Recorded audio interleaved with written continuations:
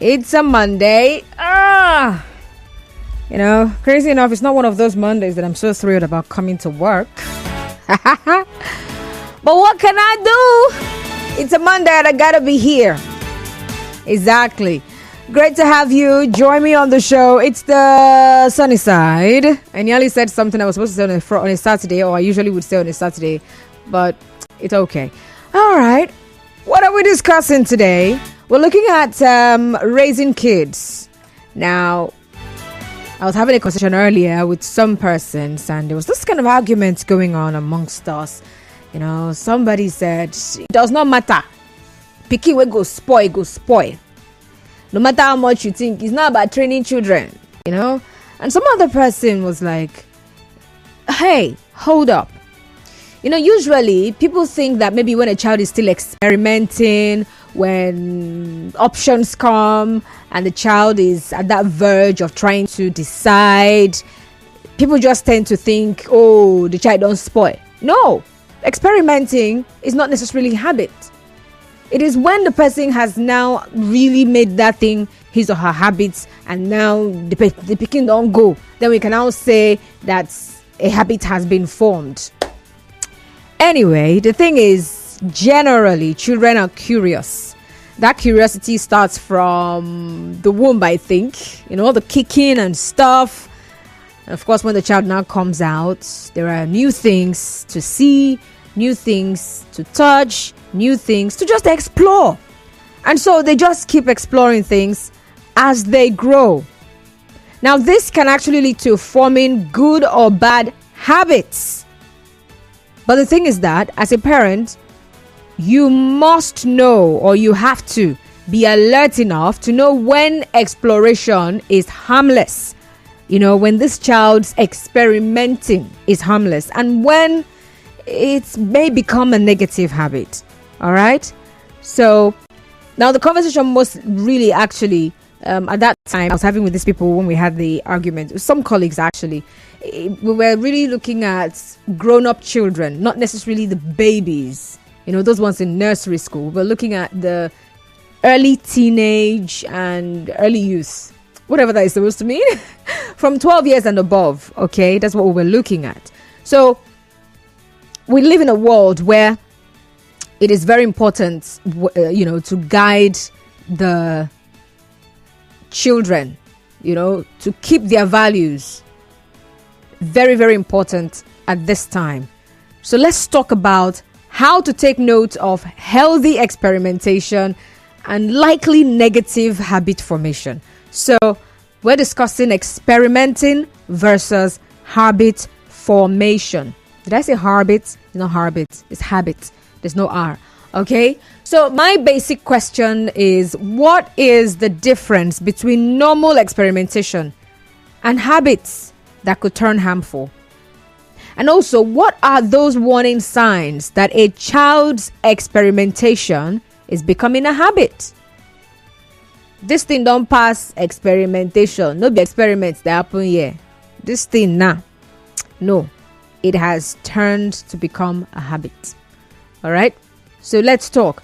And then we're having this conversation till about 1 o'clock though. At 1 p.m. We'll have to make way for the news. That's trending stories.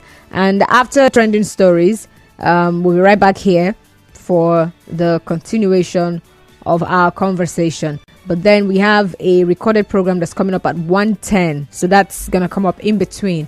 So after that particular recorded program, then we can finish up our conversation. And then within 1:30 and 2 p.m., we'll talk on water prompt, all right? I've got something I would like to remind you of. Apart from reminding you to drink water, there's also an aspect of water that we all need to be reminded of, because it seems some people have forgotten about it. But I'll tell you about it when the time comes. And then 2 o'clock today will be time for Family Matters. There's been a series since 2 weeks now. So we'll continue with that, hopefully. All right. So it's with Pastor Wisdom Osiri. That will be the last lap of the show today, 2 p.m. till 3 p.m. And then 3 o'clock, we'll bring you Rivers Today. That's the news from Rivers State. And after that, I'm out. And then some other person comes in. Kalada Kuruba Tubo. He'll be here to keep you company. Okay. My name is Constance Irele Mega. We're live on Facebook, so join the conversation right there. Nigeria Info 92.3 PH. And also on X, we're Nigeria Info PH. So let's talk. I'd like to hear from you.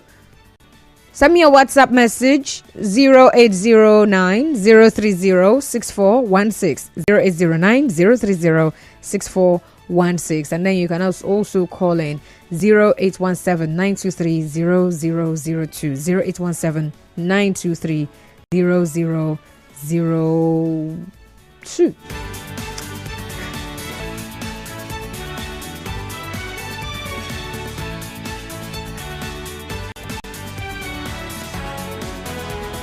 La la la la la la la. So at what point can you tell as a parent now that it's experimentation that's happening, and when can you now tell that this has passed experimentation? You know, there are parents who when you tell them something like, I saw your son, don't they follow so boys, or I saw him drinking beer. And some fathers wouldn't necessarily get angry. They would see it as, okay, now it's time for a conversation. They will see it as, okay, this is a learning curve. This is a time for, perhaps he wants to find out what this would do to him, right? But there are parents, the moment they hear anything that sounds a bit off from the values they have instilled in their kids, they can't take it. They don't even want to hear that the child is experimenting anything at all. They want their children to be prim and proper and without any dents whatsoever. You know, as if they were like that. But you know what I mean. So at what point, or are there situations really that a parent could really tell that, okay, this is experimenting. That's what's going on. So I'm just going to let her experiment. And then what are those things to look out for to say that, no, this particular one now, this experiment, it don't they pass? So at what point can you now tell that your child is going overboard, or your child is tilting towards developing a negative habit? Especially in the kind of world we live in today, sometimes you might not even know when something is a habit, because you feel that it's harmless. So if you're not careful, you might not know that a habit is being formed here. Now, I'm referring to this age of social media, this age where children are exposed to using devices. And so you don't really know what's happening online. And even when you think you do know what the child is doing online, at what point do you just let the child to really experiment? And then at what point do you decide that this experimenting is no longer cutting it for us? It's becoming a bad habit. If we continue on this path, it will lead to destruction, or it will lead us nowhere. So let's ensure that he stops, or that she stops.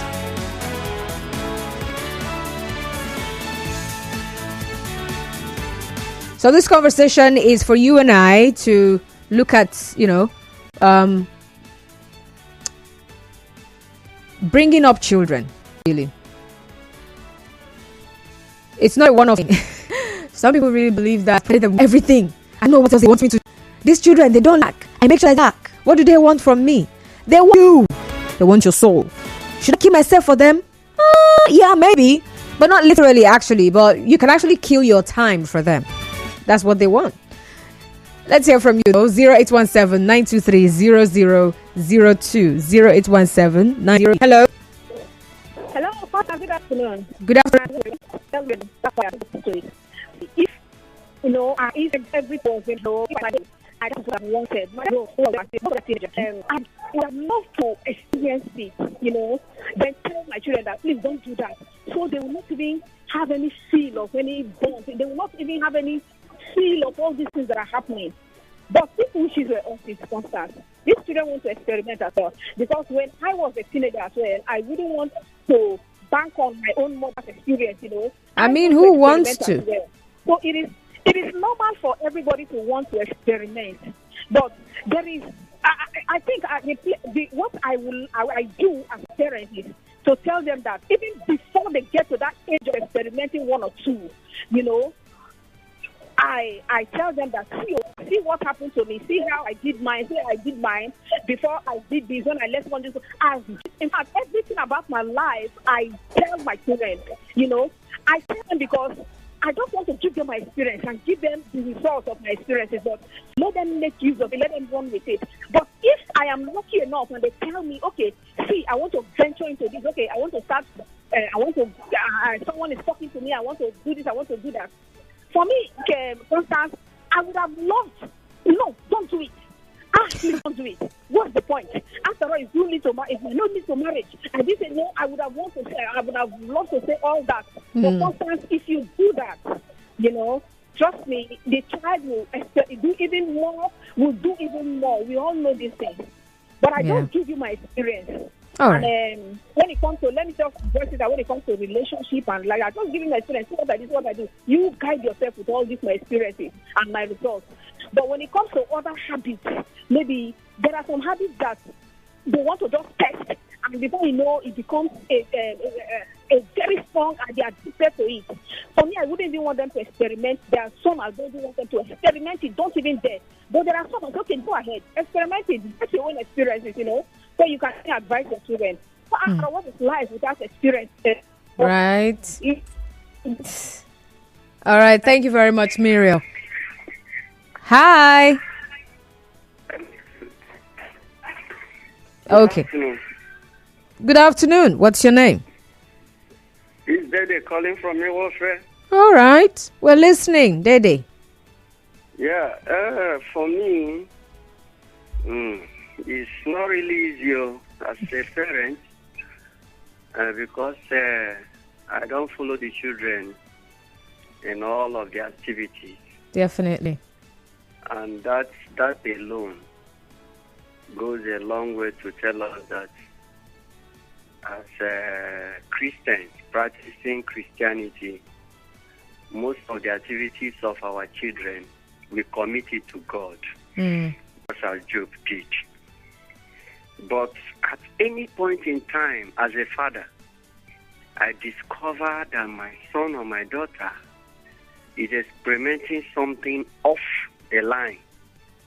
You know, every family has a family standard, and we have faith and our red lines. As soon as I discover that, I will call the attention of that child and have a very coded discussion with him or her, after which I will explain the danger. It's good to experiment good things, but anything that has to do with evil or bad is a no-go area for any child. But you come across so many of them, but don't give in, don't give time to it, because it will never end well. So for me, I will always look out for the activities and also advise them that way you can be friends positively. Watch yourself. You know, I've listened to many of your programs and I've heard a lot of things. So you give in to learn in any relationship. So for me, there is no need of experimenting evil, no matter how appealing that is. As a parent, I will always watch the children and most importantly, commit them to God in prayers. I'll never boo them, I'll never talk down on them. But then, if I discover, I will call their attention and we'll discuss over it. Thank you. All right. Thank you very much for calling, Dede. Good afternoon, Constance. For me, experimentation is a no-no in my house. Since I didn't experiment when I was growing up, nobody should experiment. What's your name? Justin. Okay, Justin. I see your message. So, but for your own is, do not experiment in my house. So, in other words, is let me not hear about it. In other words, because that's what you are setting up those kids, you know, to do. Ensure that whatever you're doing it codedly. Ensure that you cover your tracks very well. Do not allow daddy to hear about it. And that's how some people have bred some wonderful human beings in their homes without knowing. And so someday you hear some things about your kids, and you know, some parents are careless. So careless that they actually go to swear on behalf of their children. I'm calling it carelessness and ignorance, and what else can I call it? Because why you they swear? No. Like, really, seriously. The last caller said, I do not follow them everywhere. Nobody follows their children everywhere. Like, that's how jobless you are. Now, even if you're with those kids, they can do things that you're not even aware of, because it's not like you're seated and they're seated and you're moping at them. And everybody's looking at everybody. They're not doing anything. They're not talking to anybody. You're not with them. There's a doability, in quotes, in everybody. But experimenting. You know, when I was growing up, when I was in secondary school, we had a classmate. I think I've shared this before on air. I had a classmate who had a boyfriend, and her mother didn't know. Her mother didn't know that she and her sisters had boyfriends. She didn't know, because in her mind, all they did was go to school, come back home, go to church, come back home, go to the market. I think she was even the one going to the market. I don't know. I can't remember. In her mind, she was strict, you know. And those days, the only times I've ever been to their house, I think it was either once or twice. And I told myself I was never going back there. It's either I went there once or twice. Perhaps after the first time, for whatever reason, we had to be cajoled into going the second time. You know, the first time, this woman literally kept us outside. Like, we are her classmates. We came to see her. And she kept us outside. Like if we enter her house, we corrupt her children. I say, it's me that we corrupt shy that have corrupt sins. Oh my goodness me. Who wants to come to your house? Like, do I look like I want to go to anybody's house? Anyway, she didn't know. She didn't know. Like, she was lucky. Thank God they never got pregnant while they were in the house. Or perhaps they did and took care of it. I don't know. Hello? Yeah, Constance, Mr. Zion from Port Harcourt. Good afternoon, Mr. Zion. Parenting of this age is different from the parenting of those days of our fathers and our mothers. In short, let me give it up for our mothers. They did a very good job on us. In fact, they wrote a program in us that wherever we are, the sensor will be beeping. Remember where you are coming from. If you say we can't follow them around, then you write a program in their mind. Put the program there. How have you been at home with them? How well have you related with them? How well do you have this discussion, mother and child discourse? How do you correct them when they're wrong? In this age, we failed a lot of tests when it comes to parenting. This age will claim to be so busy that we even abandon the responsibility to nannies or house help or whoever we tend to come and assist at home. Do you know that today, most parents just go abandon their children in the school and walk away? How many of them sat in that classroom to see and understand or imagine the teacher teaching, okay, I will register my child here, let me go home. My father did it. He was in the class, I was front, was behind, to see what the teacher will impact on me. Before we tend to become parents, have we made up our mind to face the challenges? They came back late, just one night. What was your reaction? Get out of my house! Where are you coming from? Okay, you see now. That test was not there. Do you know it was hold up? Do you know there was no transport? They were trekking back. Oh. Are you aware where they went to? Somebody delayed them, give them that chance, but put a word. The second time, put a word. The third time, lock the gate. You are not going out for so time.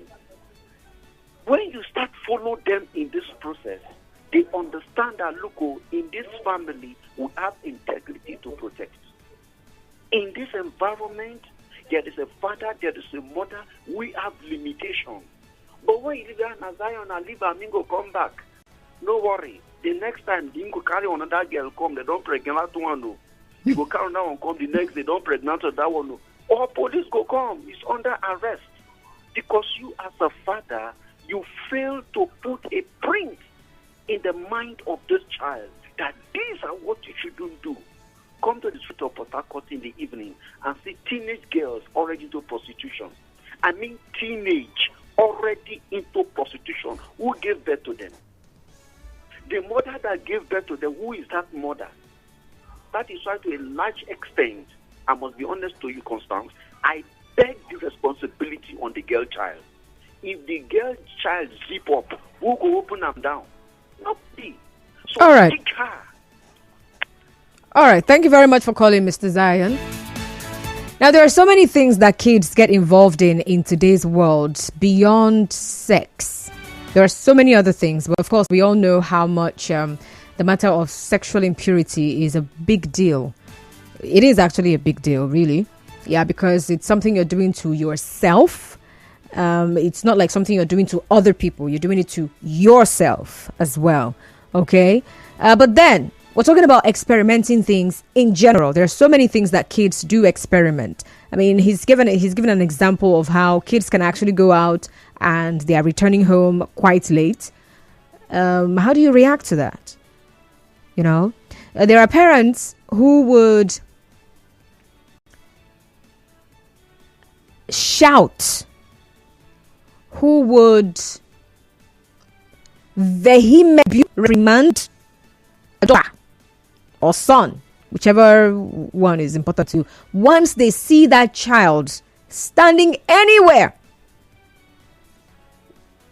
with a person of the opposite gender.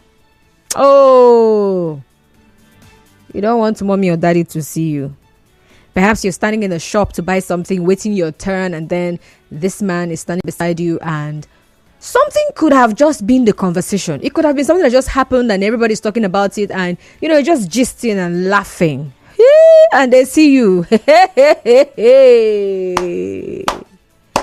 I sent you to go and buy something. Yeah, laughing with man. Yeah, some parents are like that. Ernest from Woji says, me, I will allow them to experiment too, because those countries we say they do things anyhow and children don't have respect for elders. We don't see their children come out to carry ballot box during election. Oh my God. Okay, so you say you don't see them, oh God, come out to carry ballot box during election, or massive unwanted pregnancy, or doing Yahoo, or other rubbish children are doing these days. Just allow them to be free. Many parents today think their daughters are in school, laughing out loud. Many are in hotels as I speak. We should stop this. I will pray for them. The word you use there, I'm not going to use that word because it is not that thing you said it is. All right. Ernest from Moji, thank you very much. Ernest, are you married? Please let me know. Are you married? Have you got kids, or you're a single person? Let's know as well. Thank you. All right. I don't think we should undermine the power of prayer. No, I don't think we should. Like I told you earlier, that when I was having that conversation outside the studio, and one person kept hammering on, child we go picking, we go spoil. No be training go help them. No matter the training, no matter. And then we came up to to the point where we started talking about experimenting and actual habits. And that was why I really, started thinking, okay, at what point can a parent tell that what is happening is experimenting or experimentation? And then how can you now tell that, okay, this has gone beyond experimentation to becoming a habit? Or how do you now tell that this thing has become like nature to this child, or this thing is probably going to become? Yeah.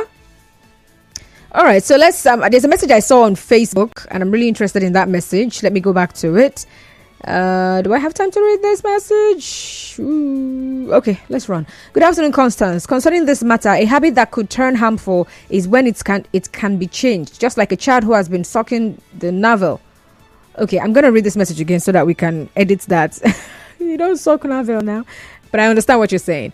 We'll go on a commercial break. When I come back, we'll continue and then we wrap up. We're not wrapping up. I'll be back. Stay tuned. Nigeria Info. Right back after this. It's time to go again for the